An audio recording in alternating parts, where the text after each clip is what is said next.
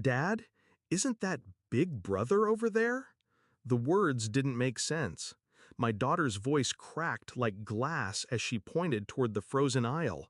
I turned, heart already slowing. And there he was, same shoulders, same uneven gait, laughing, alive, with a man I didn't recognize.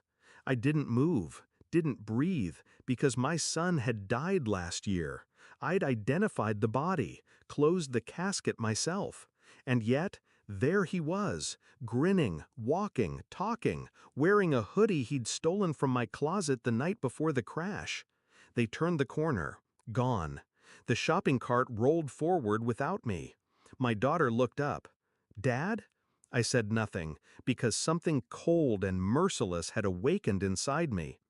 That night, I stood at the foot of my son's empty bed. The walls still smelled like him. His death had shattered everything. Wife gone numb. Daughter sleep-talking to ghosts. Me, quiet, suspicious, unmoving. I told my wife what our daughter said. She smiled a dead smile. She misses him. But I saw something flicker in her eyes. Too quick, too familiar. I checked the time of the crash again. 10:46 p.m. She'd called me at 10:52, crying, screaming, saying she was at home, yet her location had shown a different neighborhood entirely. I hadn't questioned it. Grief clouds logic.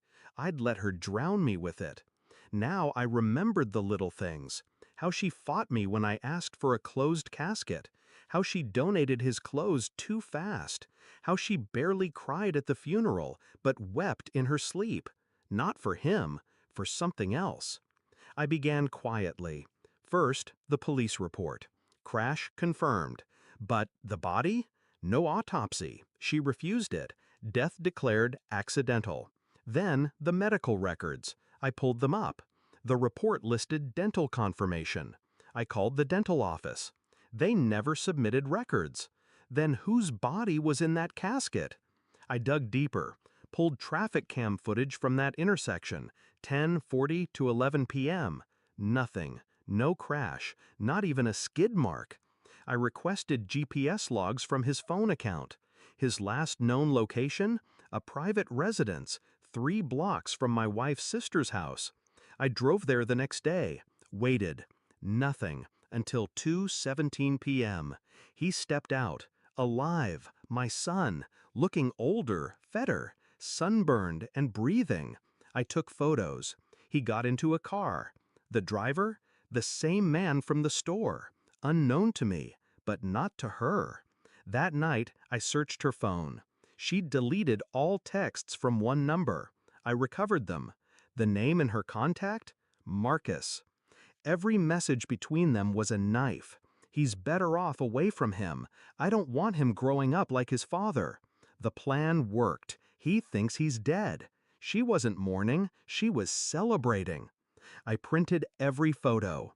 The traffic cam void, the untouched police report, the texts, the location logs, and one final image. My son hugging Marcus in a park. I set them on the kitchen table. She walked in, paused, eyes scanned the evidence. She didn't speak, didn't cry, just sat down. I asked one question, already knowing the answer. Why? She swallowed, stared at the wood grain. Because you were making him like you. Cold, hard, silent. He needed emotion. He needed warmth. So you faked his death? I saved him. Silence stretched. Then I leaned in. He'll know. That cracked her. The tears came fast, ugly, but I didn't care. She didn't deserve his tears. The next morning I waited at the school. He arrived with Marcus, alive, whole. I called his name. He froze. Recognition flickered, confused, scared. "I'm your father," I said. He hesitated, looked back at Marcus. "No, I handed him a flash drive. Your life, your truth, if you want it."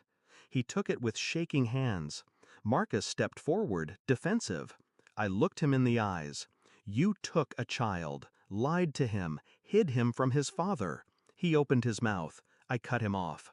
If you follow me, speak to me, or contact my family again, I will destroy you. Not a threat, a promise. He believed me. So did my son. He clutched the drive like a bomb. I turned and walked away. Didn't look back. 3 weeks later, a letter arrived. No return address. Inside, a photograph. My son, sitting on my old porch swing, alone. He'd come back, not to stay, just to see it. A small note was scribbled on the back. Thank you for not yelling. I remember now. No signature. Just that. I didn't cry, didn't smile. I burned the photo, then watched the ashes scatter into the night. Because love doesn't always mean reunion. Sometimes it means letting the truth burn everything down and standing in the smoke, unshaken.